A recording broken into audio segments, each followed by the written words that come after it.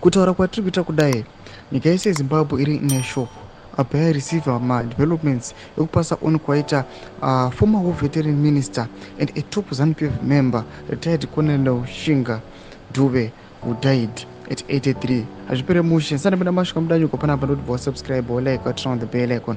Vanhu vazhinji vanomuziva aiwa mukomana aipindira panhau awa dzeterm extension nenhau dze2030. Pano vanobuda nhau dzobuda nyuko dzichinzi I can confirm that my father passed on today at 7:34 p.m. at Meta Day Hospital in Bulawayo following a kidney failure. Of course, he has been unwell for the past 10 years, but his death came as a shock to us as a family, he said.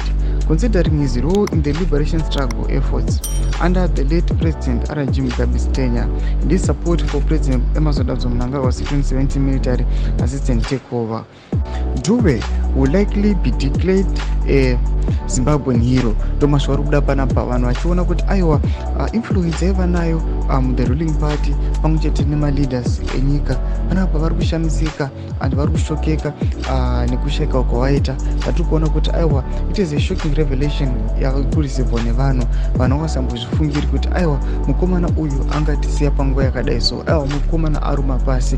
Kuti mafungiro enyu muri kudii pamusoro pechitiko ichi? Pane nhau dzingofamba mahunga nekachingofamba kunyange zvavo vanhu vasati vava shuwa nadzo dzokuti aiwa mukomana uyu akashayika nekuda kwefood poisoning.